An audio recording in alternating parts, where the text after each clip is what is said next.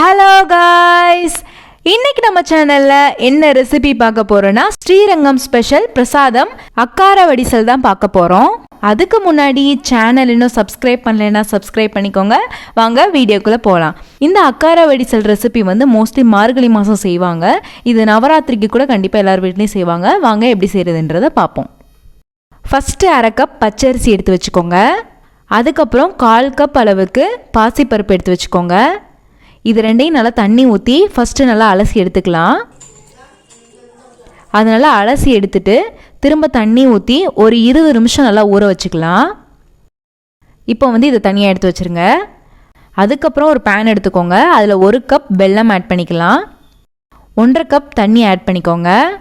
இப்போ வந்து வெல்லம் நல்லா மெல்ட் ஆகிற வரையும் ரெடி பண்ணிக்கலாம்.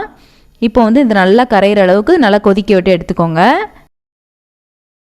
இப்போ வந்து நம்ம ஊற வச்சிருக்க அரிசியும் பருப்பையும் குக்கரில் ஆட் பண்ணிக்கலாம். ஆட் பண்ணிவிட்டு 1 கப் பால் ஆட் பண்ணிக்கோங்க.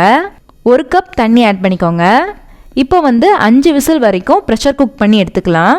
நிறைய பேர் இந்த ரெசிபியை வந்து குக்கரில் வைக்காமல் நார்மலான பேன்லேயோ இல்லைனா வந்து பாத்திரத்துலையோ வந்து ரெடி பண்ணுவாங்க.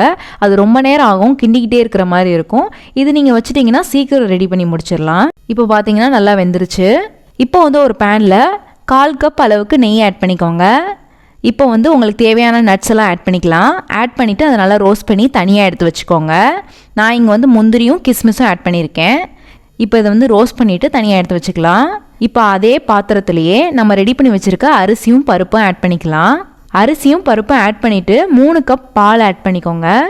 நீங்கள் பருப்பும் சாதமும் நிறையா ஆட் பண்ணியிருந்தீங்கன்னா பால் வந்து எக்ஸ்ட்ரா ஆட் பண்ணிக்கோங்க. அப்போ தான் கிண்டுறதுக்கு கரெக்டாக இருக்கும். பால் ஆட் பண்ணிவிட்டு நல்லா மிக்ஸ் பண்ணி விட்டுக்கோங்க.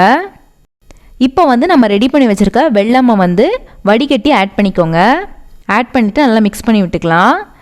இப்போ வந்து 1/4 டீஸ்பூன் அளவுக்கு ஏலக்காய் தூள் ஆட் பண்ணிக்கோங்க. இதையும் நல்லா மிக்ஸ் பண்ணி விட்டுக்கலாம். அதுக்கப்புறம் டேஸ்ட்டுக்கு கொஞ்சமாக உப்பு ஆட் பண்ணிக்கோங்க. நல்லா கலந்து விட்டுக்கோங்க.